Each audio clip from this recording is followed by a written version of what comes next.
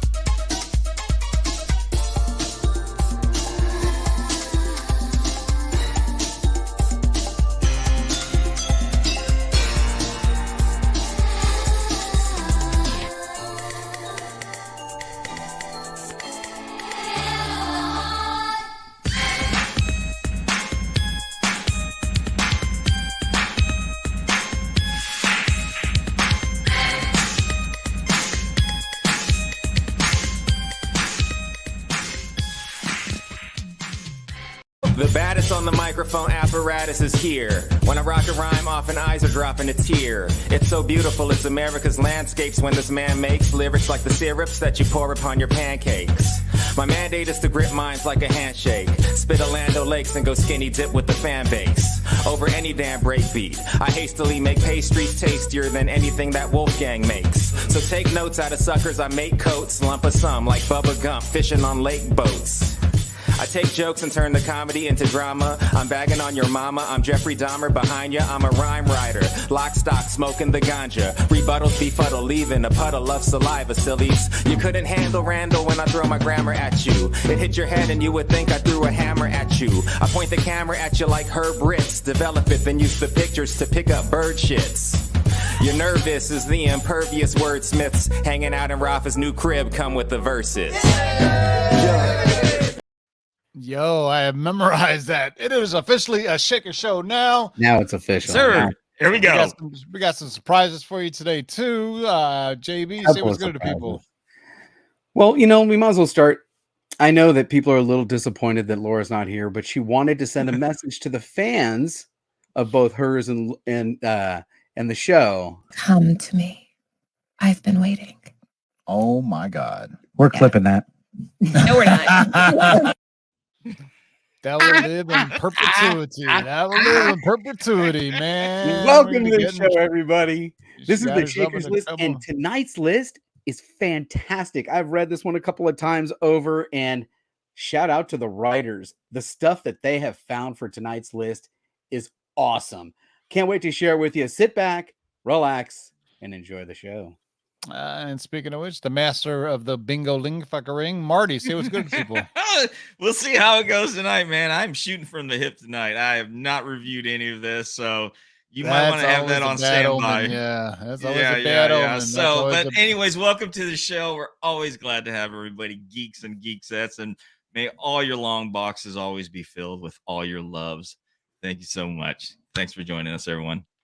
All right, this is the Cover Price Comic Book Shakers of the Week. This list comes from our friends at Cover Price, focusing on the new sales or the highest interesting sales found on their exclusive Daily Shakers list. This is essential several times every day to make sure to check it out every day to review some of the hottest trending books on the market. And this is not in a value level, I guess, order. It's alphabetical. So what do we have first? Yes, alphabetically. Man, this is a great list. Are you guys ready for this one? This book is crazy. Wait till you hear the story. Aliens, Colonel Marines, No Man Left Behind, issue number 1, the 2012 San Diego Comic-Con Sega Gearbox Promotional Edition. Good Lord, that's a long title. Originally published in 2012. Now, Aliens is a horror series with a massive following. The franchise has spawned several movies, crossovers, comics, and board games. This particular entry was a promotional giveaway for an upcoming video game release by Gearbox. On top of being a San Diego Comic-Con exclusive, there was a lot of controversy surrounding the game it was promoting. First off, regardless of the anticipation, Gearbox Software had placed this game on the back burner. They opted to direct most of their attention to games like Duke Nukem Forever and Borderlands 2. Due to this, the game took over 6 years to develop and was released to a mediocre reception. Now, most fans were not happy with the clunky gameplay and subpar graphics. Finally, this game experienced a slew of, you ready for it?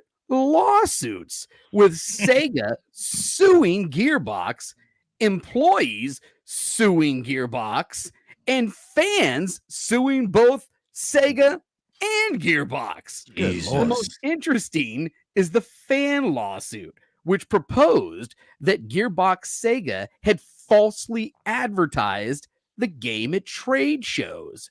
They alleged that Sega Gearbox purposefully showed levels of high quality gameplay that weren't in the game.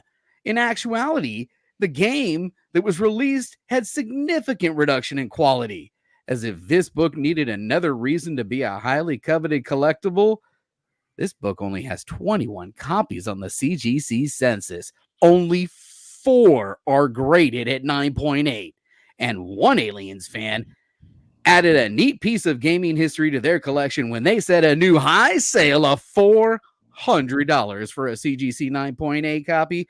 What a great story to share when they're showing off this book. That is a lot to take in. I mean, that is a lot. It is a lot. Lawsuits, people, Sega suing Gearbox, people suing both Sega and Gearbox. It's like, damn, what do you make of that, man? What do you make of that? I mean, it's a free for all, man. You know? Yeah, they're not going to win. It'll be settled out of court or some shit. Here's your $50 back for the game. You know, of course. What are you gonna do for your distress and fucking misery that you had because it didn't live up to it? You know, come on. Well, come on. Maybe they're suffering. Like, what are we doing here anymore? Clip the the little commercials that they're.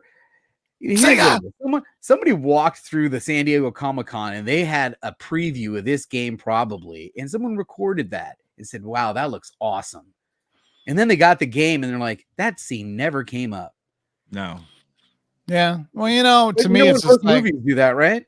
Yeah, but it's like to me, whatever. I mean, you buy the game for the play, or do you buy it for the clips you see? I mean, seriously. The cutscenes. Yeah. Sometimes the cutscenes. Watch that on YouTube. I love watching because I don't play the games, but I'll go on YouTube and I love and the Injustice cutscenes. Those are pretty damn good. Yeah. Haven't played the games, but digging the cutscenes. All right.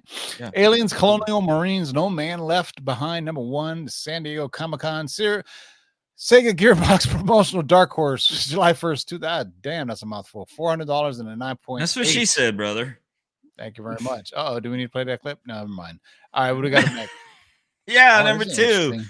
Yeah, it's interesting. It's Black Man, issue number 1 by Leader Comics Group, published in January of 1981. Black Man issue number 1 is more than a collector's gem. It's a pivotal chapter in the comic book history. Published by a Black-owned company based in Maryville, Indiana, this comic aimed to offer positive roles for minority youth during a time when such representation was rare. With only 4 copies listed on the CGC census, Black Man #1 is exceptionally rare, making every sale a significant collector's event. Recently, Black Man #1 set a new record with a 7.5 grade copy selling for an impressive $1,699 on February of 2024, the highest sale ever for this issue. Other sales have shown a broad but equally impressive spectrum of values based on the condition.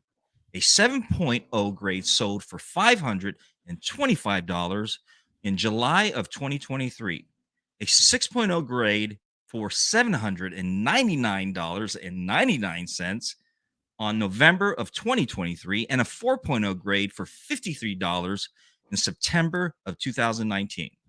This exceptional range of values makes stumbling upon Black Man #1 feel like striking gold. However, finding a copy of Black Man #1 is more than a serendipity for many. It's a chance to own a significant piece of comic book lore. It represents a moment when a small publisher sought to make a meaningful impact on the industry by offering a narrative shift towards diversity and inclusivity. This recent record high sale highlights not only its monetary worth, but also its cultural and historic imp. Yeah. Black Man #1, Leader Comics from January 1st, 1981, 1700 and a 7.5. The costume is something to be desired. I get the red, the black, and the green, which is with a strong association with Africa. But I don't know about the trunks there. The red and white striped trunks there. JB, you ready for our first giveaway? Do we have a giveaway? Trivia for the live chat. Oh, sure. Do we have a giveaway? Since we're talking about Black Man and it's Black History Month, what is let me drop a starting line. Give me a second. Let me drop a starting line, but don't say another word, because there are people who are probably already guessing based on your mental notes now. Yeah. All you need to do is say one word and then do that. I know they're going to get it. All right. Yeah. Starting line for trivia for the live chat, everybody. I actually did a shipment of Bird City books in. God damn it. Just put the start line in, man. I put the start line in already. Go ahead. Okay. Oh my God. All right. So what is the first Black superhero comic? What is the character? Good one. I like that. That is very interesting. Black superhero comic. God damn. Nope, not Black Lightning, not John Stewart, not Ebony White, not Goliath. No. Hardware, good guess. Lobo, I don't even think he's black. Black Thunder, no. Lobo, no. Damn, I'm surprised nobody has Google seals. Luke Cage, no. Nobody even guessed. No, it's not Black Thunder. Wait, don't give it away. Let him go. It's not Black Panther either. I'm giving you guys clues here. Not Black Panther, he says.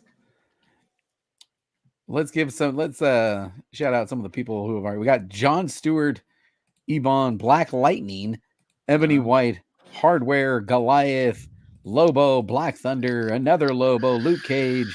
None of these are correct. Black Panther, Giant Man. There was a Western called Lobo. No one's cheating. Spawn. Interesting. Black Man, Lion Man, Lobo. Lion Man. Catwoman. Winner. Huh? Lion Man. Winner? Yep. Winner? Yeah, winner, chicken dinner. DMD. I don't even, you say it.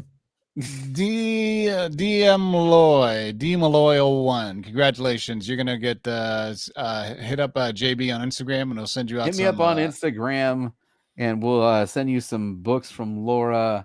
And since she can't be here, she just wanted to send this. Come to me. I've been waiting. Oh my God. We're clipping that. No, we're not. Laughing like Kawhi Leonard and shit. All right, Black Man #1. All right, what do we got up next? All right. Didn't you have all of these at one time, Tavo? Didn't you have all My these? LCS has them now. Your LCS has them now. All right, everybody. Sold At them. number 3, Deadpool issue number 2, the Mike Hawthorne hip hop variant, the 1 in 100. Originally published in 2015. Now, Marvel started the hip hop variant line in 2015. It ran for 2 years, spanning over 140 covers. Now, these variants were, wait for it, homages to classics. Classic hip hop album covers that ranged from old school to more recent. Now, many of these covers never caught on in the aftermarket, and the ones that did took a while to start going up in value, mostly because of the sheer volume of the variants. Now, Mike Hawthorne's rendition of Deadpool was an homage to Vanilla Ice's classic album To the Extreme. You know, the one where he'd rock the mic like a vandal. Now, Raw issues have taken a jump in price in 2024 as there was a $500 sale in January, followed by this sale of $600 on February 5th. These prices point to a rise in graded 9.8s as the last sale was for $700 in September of 2023. Now, hip hop is not dead, especially in the comic book world. Very well done. Somebody asked me if I could show them what Lion Man looks like. Let's see if I can add another image here. This is Lion Man. Oh, look at that. Yeah. Ask and you shall receive.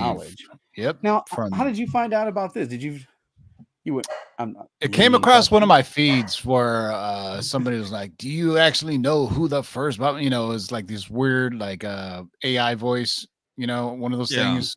Yeah. And so I was like, oh, well, that's interesting. All right. Deadpool number 2, the Mike Hawthorne hip hop 1 in 100 hip variant, $600 for raw though. I'm telling you, there's gold in them hills. And I just sold about 50 of them to my LCS. No kidding, brother. So yes, I did.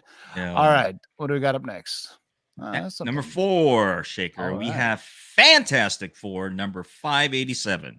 Now, this is the black logo, unsigned, published by Marvel in 2011.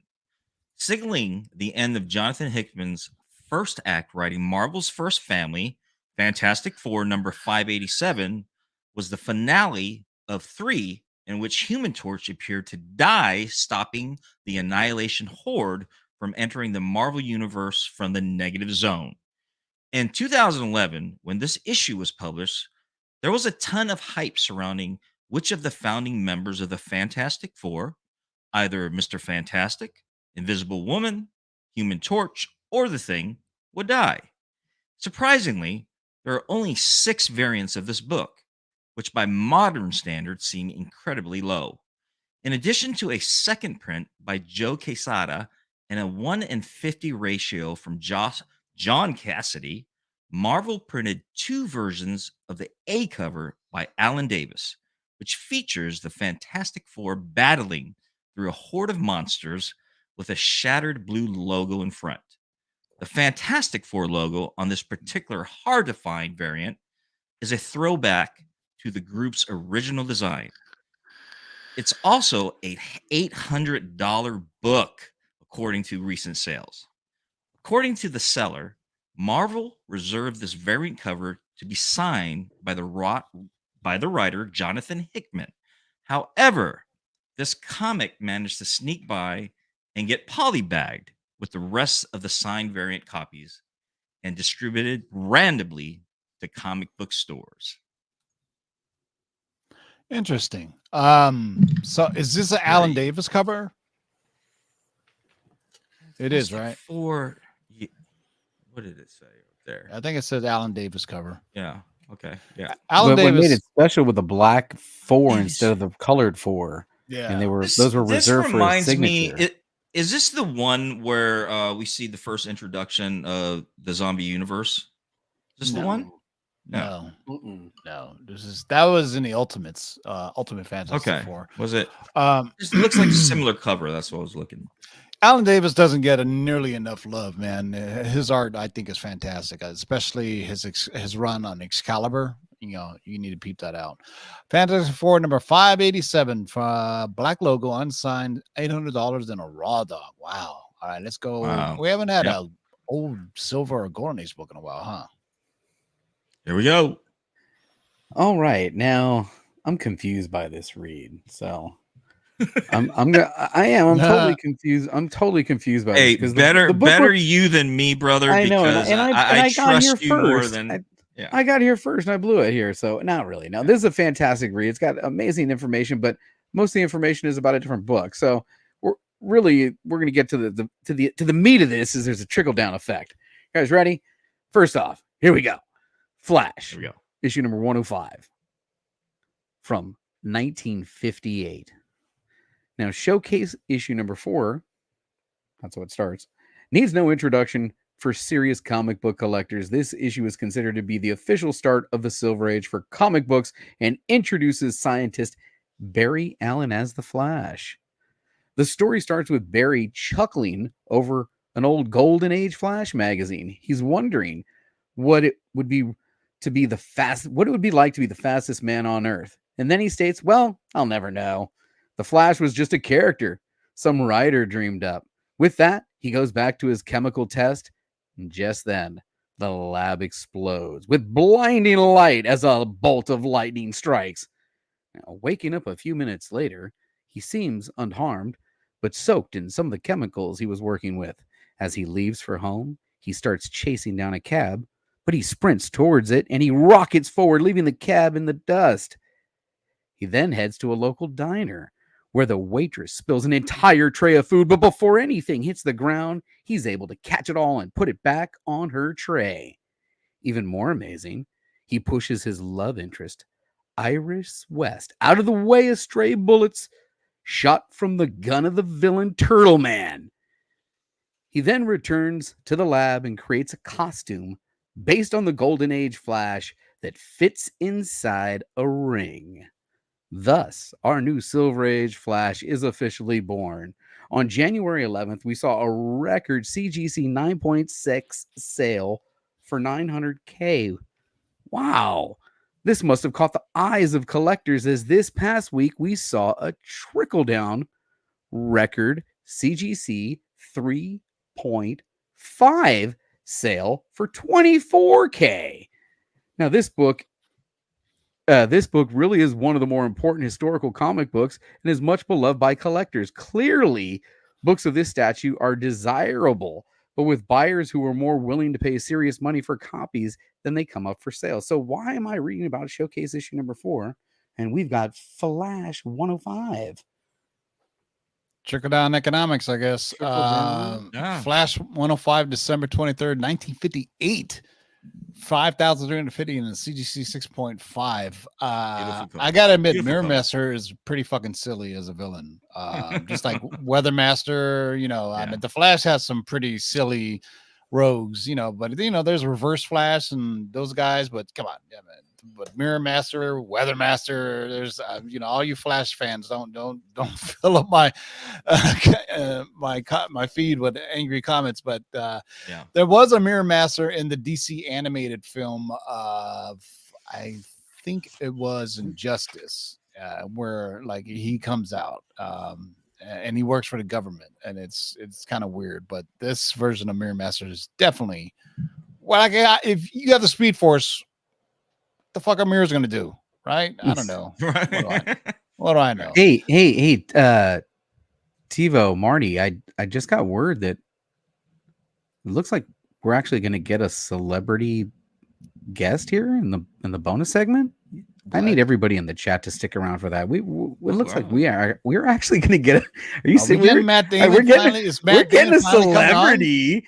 We're gonna get a celebrity guest in the bonus segment before we peruse the live Shakers list. So stick around for that, everybody.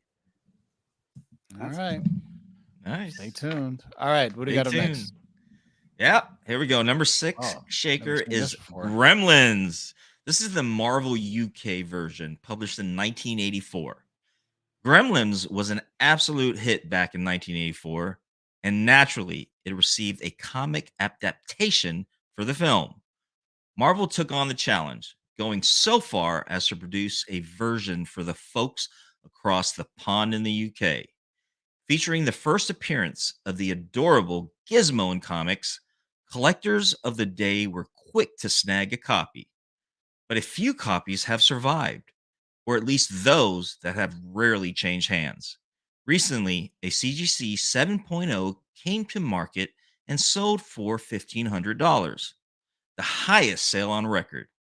It was relatively easy to do, as there are only 2 copies of this book on the CGC census, with that 7.0 being the highest in the database.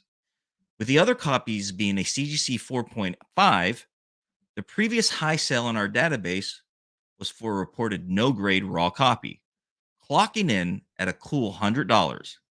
Despite its rarity, the US version hardly sells as well, which is surprisingly considering the massive fan base the IP has. Gremlins are still around today, but with Marvel UK shutting down in 1995, future fans are unlikely to get a niche adaptation like this. Interesting. Yeah, Marvel Gremlins. Who would have thunk if this was on your bingo card? Yeah, I remember Gremlins 1 UK version. No, so and that's Gremlins 2. Who was the hot chick that was in Gremlins? Phoebe Cates, my brother. Phoebe my Cates. God, Phoebe Cates. Oh, Jesus. Yeah.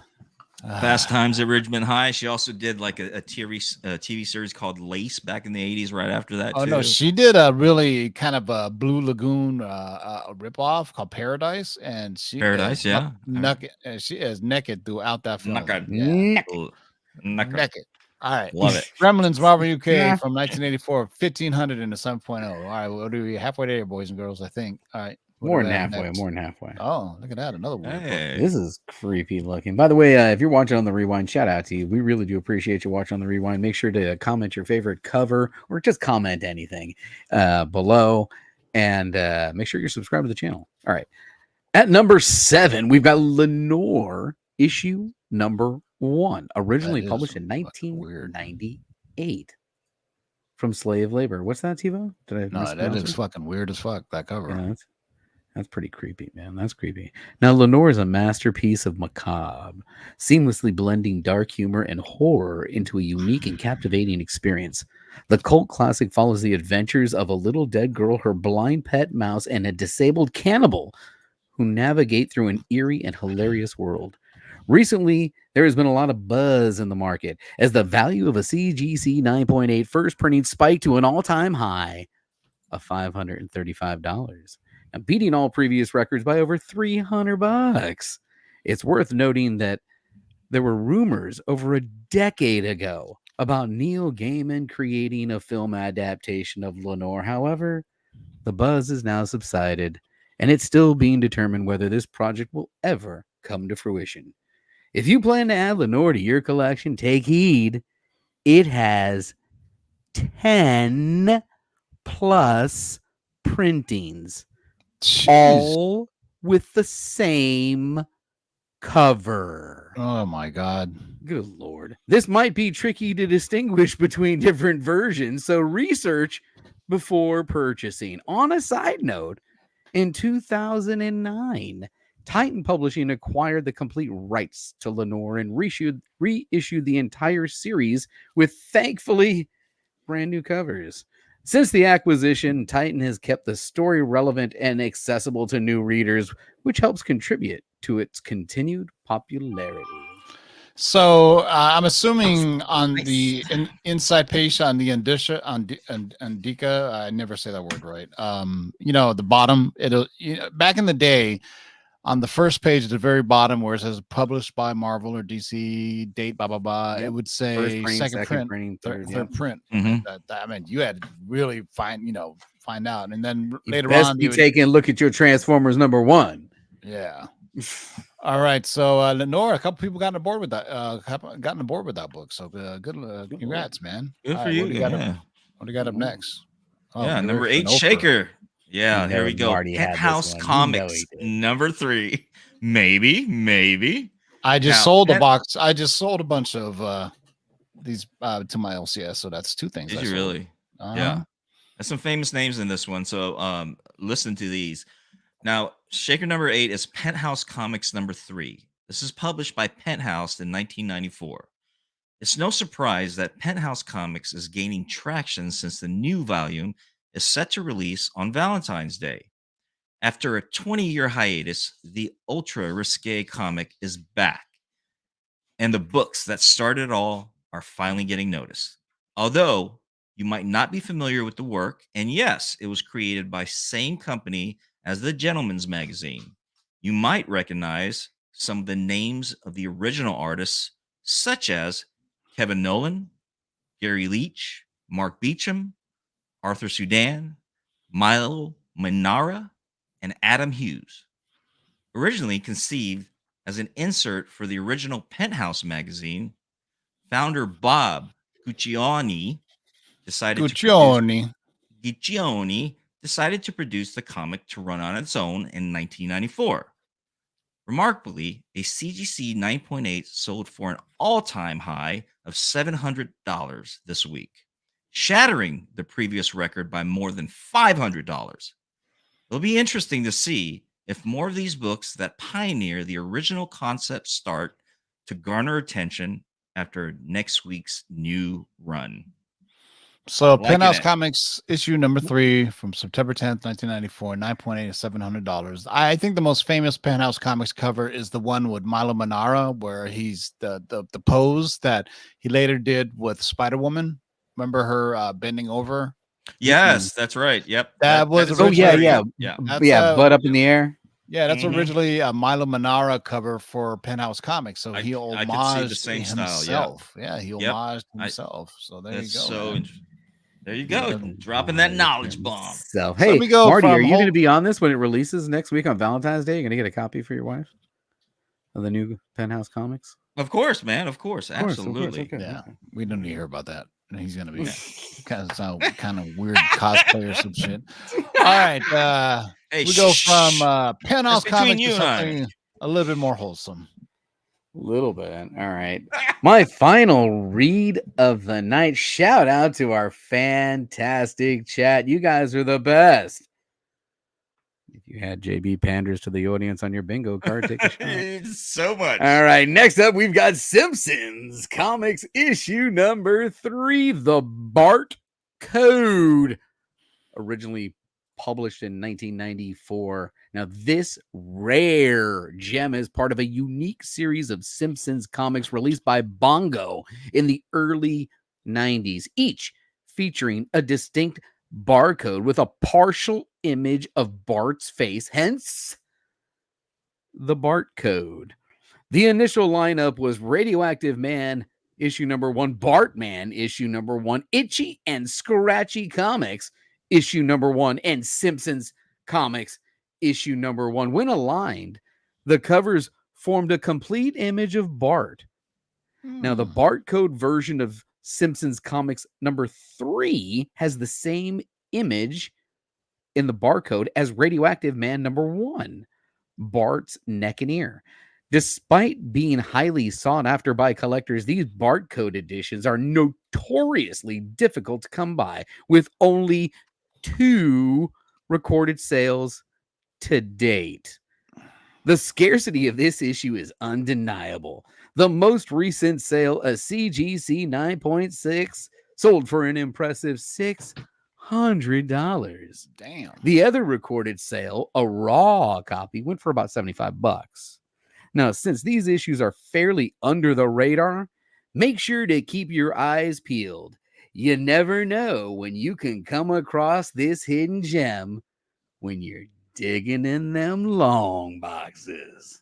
Touche. Yeah, man. In 94, that was like the height of like variants and gimmick comics and mailaways and these weird, add-on. I remember I think the Harbinger comic, you had to cut a coupon and out of all of them and mail them out.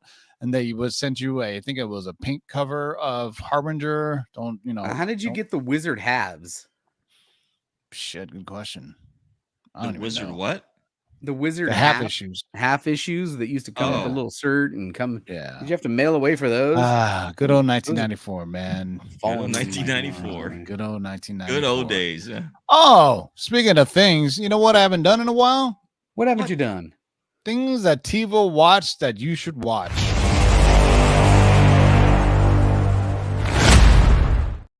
What? Yeah, look at that. There's the Lords of the Long Box production quality. Come on, do it again.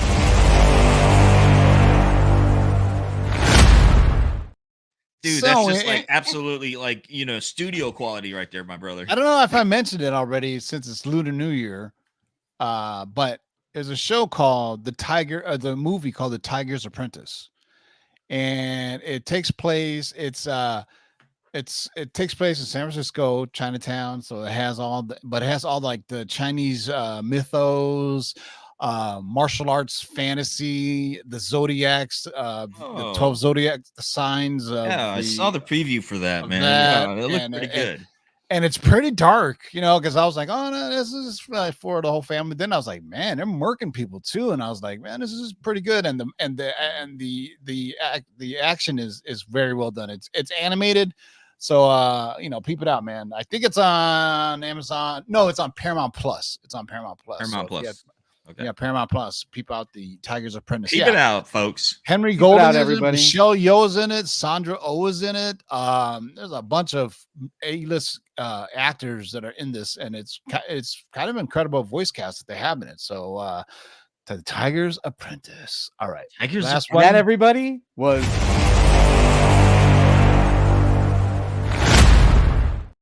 Thank you, JB, for doing that.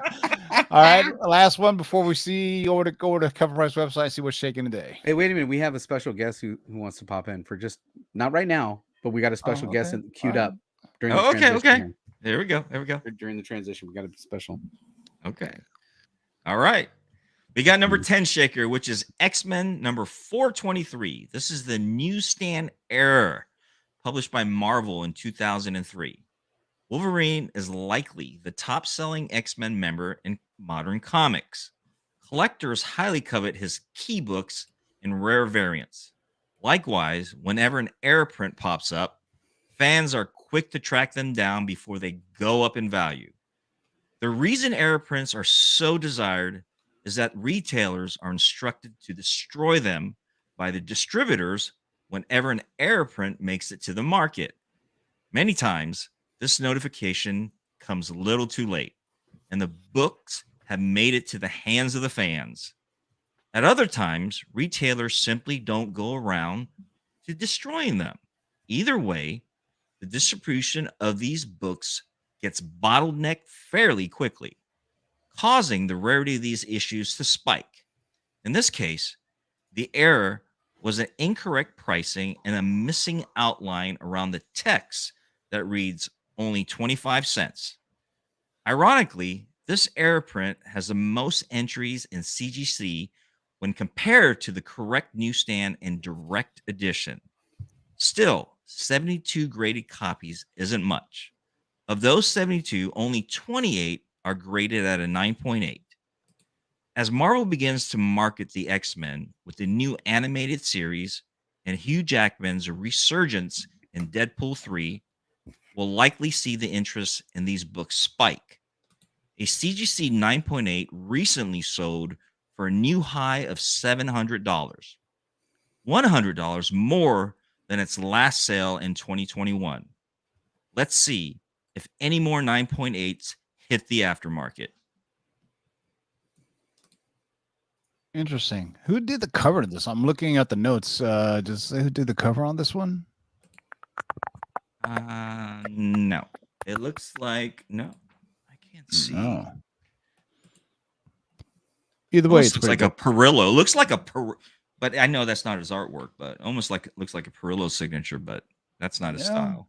I don't know, but it's pretty dope, man. I dig it. Man. All right. As you want to do the giveaway? No, well, we'll get some folks time, leave a comment, and then we'll see what's shaking today. It looks like we have a guest, and we've been promising a celebrity, and it looks like big time. you know, we didn't get the one we wanted. No, we didn't. We did get someone who I think could be a new mainstay to the channel from the Marvel family. What we want you to do is, yeah, definitely welcome this this celeb to the family. Everybody in the Lord's family, please take a moment. Give it up. Make sure you comment on Tuesday's show and welcome the debut of Chris Pratt. Nowadays, everybody want to talk. They got something to say, but nothing comes out when they move the lips. Just a bunch of gibberish. Motherfuckers act they forgot about trade. What do you say to somebody you hate? What? Anyone trying to make trouble your way? Want to resolve things with the money you way? But just study your tape of NWA. One day I was walking by with the Walkman on when I caught a guy giving a knock on out, dragging him off with the pocket out. You know, I don't give a fuck if it's dark or not.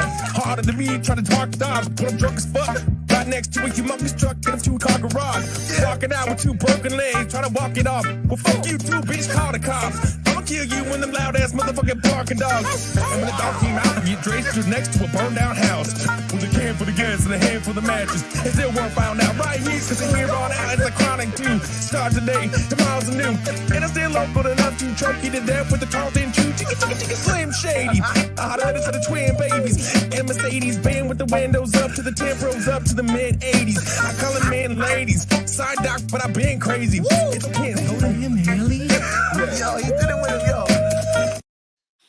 I don't know, man. Randall Park or Chris Pratt. I still have Randall Park because Randall Park writes his own lyrics, you know. But kudos to Chris Pratt for actually, you know, doing Eminem because Eminem is no easy feat. That's for sure. He did pretty good. All too. right, it was impressive. You guys ready to give a book away? It's time to give a book away. Yep. You want to give a book away? 6 divided by 3 is 2.5. Is 6 divided by 3 we had carry the 44 comments in Tuesday's show. Shout out to everybody who dropped a comment in Tuesday's show. Make sure to drop a comment on this one if you're watching this one on the rewind. And if you were the winner, make sure you reach out to me on Instagram. You guys ready for IG, this? baby. You ready? Look at that seamless transition, by the way. TiVo, cue up that seamless transition. Take a shot on that bingo card if you had seamless transition. All right. And the winner to tonight's giveaway is Phil Ailing. A list without too many Spider-Mans. Finally. Was that Tuesday? Really? I don't know. There's a bunch on there, wasn't there? Yeah. Shout out to you, Phil. Congratulations. Make sure to Congrats, brother. Congrats. Me on the Instagrams. We're going to go ahead and remove. We'll stop the screen share there. TiVo's we had the full panel Tuesday too, so you know we did. When we have a full panel, we get more views. We did. All we right. had the full panel tonight because we had the honorary, message from Laura. Hey, if you're late to the show, we know Laura's not here, but she did send a message, and if you weren't here early, we'll share it with you. Come to me. I've been waiting. Oh my God. We're clipping that. No, we're not. How many times can I play it in one show? Us, man. She's got to watch this after. She got to watch this. She's gonna get so many messages, yo. If you guys want, clip it some more. Here's the movers. Interesting that Wolverine is on there. Well, probably not because of Deadpool 3, but Usual Suspects on there. But was here to see what's shaking. It better work for me. It didn't work for me last time. Oh, yes, it worked. There's a first ever Mad magazine. That's cool. Is that the first Mad? Hmm? Phil's in the chat. Says thank you. Thanks for supporting the channel. All right, Phil. somebody in the chat. That's awesome. There you go, brother. Congrats. He's been looking. Yeah. Batman from 1942. Holy How much cow. is that First going, person Bad Boy, going Two-Face. for? A 1.8 for 7,000, dude. Damn. But again, God almighty. 1942. This No, last, 1.8. The cover can be like basically fallen off, right? In a 1.8. yeah, I mean, this Like- last like World no War cover, II basically. and the book burnings and Sodi and everything. I mean, Yeah, man. and Two-Face, one of the Yeah, better in the Batman 60s. villains. Yep. In the 60s, I went through that book burning, man. So You had a soda I read. One of my homies Bingo is a big card. fan of the Goon, man. yes. Yeah. I love that artwork though. Isn't it dope though? Eric Powell. Oh man. Yeah.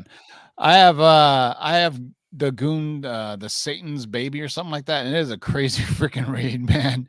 It was supposed to be optioned. It's supposed to be optioned a while ago. I don't know whatever happened to it. So the Goon issue number 1 for Avatar Press. First Goon series and arguably first full appearance of the Goon contains a 4-page Goon solo story reprinted from Dreamwalker number 1. Damn. Shout out to Mike Sutton. Rest in peace for Dreamwalker. $2,000 and a 9.8. What's the high time? What's the all-time high? What's the all-time high? Oh my God, 9.9 from 2020. This is before CGC was having all the controversy. So 28,800 back in 2020. Controversy at the height of the pandemic. So I always see this 2020, crime suspense stories. That right there, nice. Look at that Vampirella, little googly goo. Now we're talking. Vampirella, 1972. What number is that? This is issue number 1 now, 1,972. God damn, that's crazy. Good Lord, I think it's the 1972 annual. Yes, that's what it is. Yeah, because it's not the magazine from Warren. That's still sexy though. It is. Steve-O, would you be mad at me if I told you I had a clip for this? Go for it. Okay, let's go to big girls for 200. Okay, the answer there, skinny women can do this for you. Doug. What is not a damn thing? Yeah, you damn right. What's that thing? Yeah. Oh my God, that is awesome. Just call JB the clip master from now on, man. I was bored today, so I just sat at the editor and started making I love Black Jeopardy, Black Jeopardy and Celebrity Jeopardy. Because I love Jeopardy, just period. Hey, much props for that one. Much props. Wow, the guy Matt hasn't heard the lore clip before. That doesn't mean you should play it again, though. Here we go. No, don't. She'll kill us, man. She's gonna kill us. Vampirella number 1 is still on my don't wear it out. My list. I have it. I guess we have to mention her now. I actually did a video on that years ago. Blonde with the red dress. There we go. Marvel Mystery Comics number 87, 1948. A 7.0 for 15. Blonde with the red dress came up, JB. Yeah. Got it. Bingo. Put that on your bingo card. Let's see what else we got here. Lord's One bingo card. Take a shot, everybody. Adventures. Shout out to the 100 strong in the live chat. Number 1. That's the one right there. This is the one right here that I'm. All right, Tim, just buy it. You done sold all the other fucking comics. Go ahead and buy this one. I'm going to do a haul video of what comics I have left. I have 2 short boxes left. One is all slabs, and one is my entire silver and bronze age X-Men run 2 to 142. Tim, when you make you rarely make videos anymore, I know that, but when are you gonna add that the DJ thing like you used to do? Nah, I get too. I'm just Yeah. That used to be. That was nice. I used to like hearing that, man. It's the whole thing of setting it up and recording and everything. People. People who know, they know. I got skills. Whoa, now we're in the theme here. A little bondage. Jojo Congo King, man. Brunette and red. Yeah, I don't care. It's a blonde background. Does that count? I don't care. Brunette and red, because Hey, year is this? 10 center from what year is it? 1948. 48. $600 for a 5.0, highest known value only $3,677 for a 9.4. A 9.4 from 1948. That's this ridiculous. Book survived rare. Everything, featuring Jojo Congo King and Water Waters, Vulture Birdman, and Cutthroat Caravan. Of course, why wouldn't it feature them? Shit, man. Punch Comics. I still have this. Omega Man's late to the game. Master of Kung Fu. Blind Man. Omega. He's answering the question. Yeah, he's running a little late. He's got a little bit of lag on his internet right now. Got a little lag. Silver Surfer. I think the Silver Surfer book has room to grow. and this one too. As soon as the Fantastic Four, the You latest kept it. news You is kept your Silver the Surfer latest one. rumor is that Pedro Pascal is going to be Reed Richards, which I don't hate. I think Pedro Pascal would do a great job. Think Why so? not? Hell yeah. That's interesting. Okay. Yeah, he's a Any little bit word older. He on can it? get the gray on the sides. You know, I'm more concerned about the Sue Storm casting and the Thing casting. Thing and Johnny Sue Storm. Yeah, anything is better than the last Fantastic Four movie. Yeah. Good God. Yeah. I'd rather watch CSI. There he goes again. I'd rather watch that Fantastic movie than SUV or CSI or any of those FBI shows or any one of them. What is that one they used to do in the military? The Navy one or the what was it called? I just can't watch Iron Fist #1. Oh, look at this. Oh yeah. Is this the one printed with their blood? It sure. Nope. This is the second appearance. No. I believe the one in blood is in their first appearance. No, I thought this was the one that had Stan Lee and like Stan Lee and Kiss's blood in it. No, it's not this one. I don't think. But some in the live chat tell me which dope though. Because Sue is Vanessa Kirby. Oh, Matt's saying Sue is Vanessa Kirby.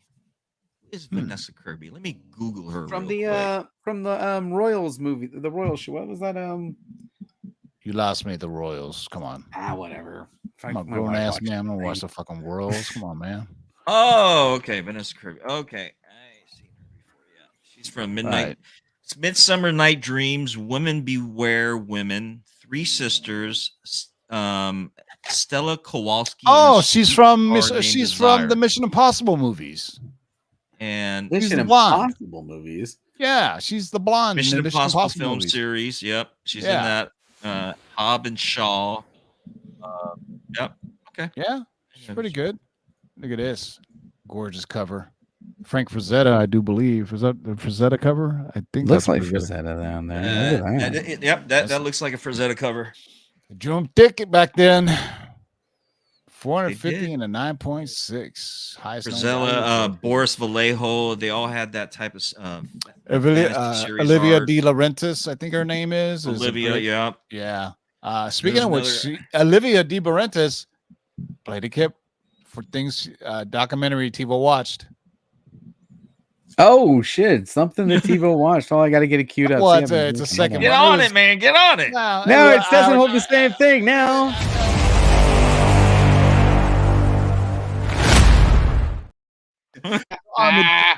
Documentary on Amazon Prime. Olivia De Laurentiis, I do believe is her name. She also was talking about how incredible Dave Stevens' artwork was. And I have a signed Olivia art book somewhere, and she does just fabulous. Olivia's artwork, yeah, she does too. Yep, fabulous pinups, man. And she's doing it. She had a booth not too long ago at WonderCon. When I went there, and I was like, "This is awesome! I get to meet Olivia De Laurentiis. Look at all these gorgeous women she draws, man. It's so crazy, man. My dad used to have her art book series, man. I remember seeing them on his shelves and stuff. Never got them, but I did end up getting a couple of my own. So, but good stuff. Yeah. If you just Google Olivia, just Olivia pinup, and you'll see she does fantastic pinups. They are absolutely works of art, literally. And I'm not saying literally. They use the term. You know, some people misuse the term literally when they say literally. Literally.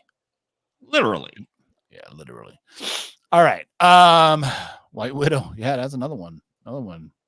White Widow. Some great covers on that. Shout out to the guys from CovrPrice. JB, any last words? Yeah, thanks for joining us tonight. I had a great time. I hope you guys had a great time. Please follow me on social media. If you want something in today's show, make sure you contact me on social media.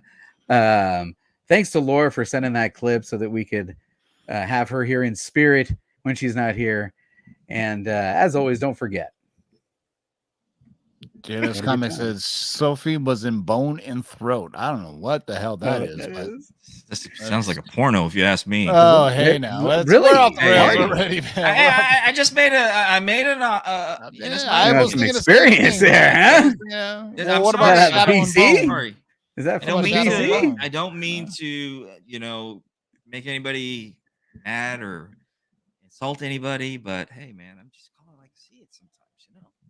All right. Say bye-bye. Bye-bye, everybody. Thanks for joining.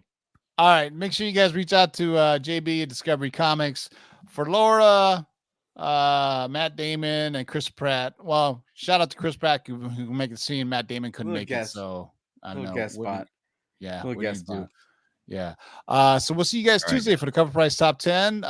Enjoy your weekend. And finally, the rain has stopped, but now it's a little bit cold. The rain that was hitting us is coming to you. It's moving west to east, and get ready for a lot of snow if you're in cold weather, man. Until next time, boys and girls, keep digging in them long boxes. Peace out.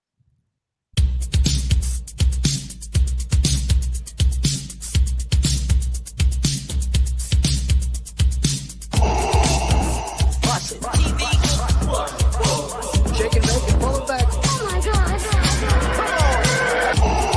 Somebody show me something. Hold on and get some, boys.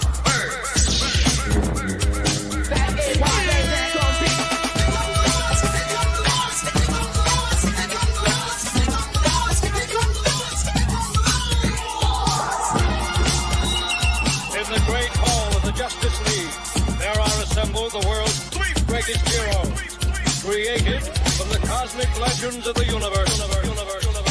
Their mission, to fight injustice, to right that which is wrong, and to serve all mankind.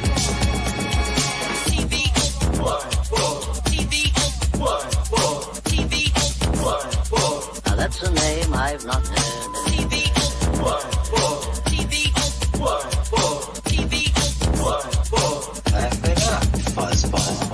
In this, you shall know that the Lord is Shake it, make it, pull it back. In this, you shall know that the Lord is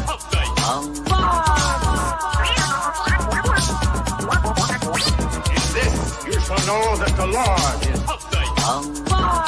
Go on and get some, boys. Jack, here's the deal. I'm the best there is. In this, you shall know that the Lord is What's in the box?